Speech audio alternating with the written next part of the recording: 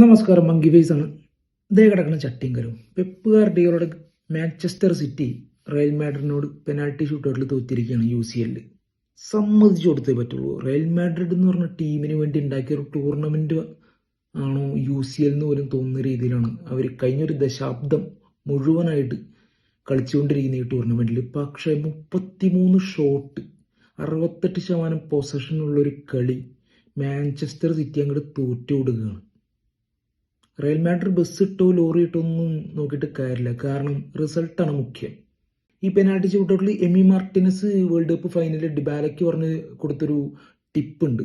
അതായത്, ഞാനൊരു സേവ് ചെയ്തിരിക്കുന്ന ഒരവസ്ഥയിൽ അടുത്ത അടിക്കാൻ വരുന്നത് നീയാണെങ്കിൽ നേരടിക്കുക, പ്രഷറിൽ നിൽക്കുന്ന ഗോളി അങ്ങോട്ടും ഇങ്ങോട്ടും ചാടിക്കോളും. അത് കേട്ടിട്ടാണോ എന്നറിയില്ല, ബെർണാഡോ സിൽവ ആൻഡ്രി ലുണിൻ്റെ നേരെ കയ്യിലേക്ക് അടിച്ചു കൊടുത്ത് പെനാൽറ്റി ലീഡ് നഷ്ടപ്പെടുത്തി. അങ്ങനെ സിറ്റി തോക്കുകയാണ്. പക്ഷെ പറഞ്ഞു വരുന്നത് റയൽ മാഡ്രിഡിനെ കുറിച്ചാണ്. കാരണം ലീഗ് എടുക്കാത്ത സീസണുകളിൽ പോലും ഇവർ UCL വന്ന് കളിക്കുന്നത് കണ്ട ഒന്നും പറയാനില്ല. കാരണം ഇന്ന് പോലും മോശം ഫോമിലേക്കുന്ന ഒരു റയൽ മാഡ്രിഡിന് പോലും അവർക്കറിയാം എങ്ങനെ ഒരു UCL മത്സരത്തിൽ തങ്ങളുടേതാക്കി തീർക്കണം ആ റിസൾട്ടിന്.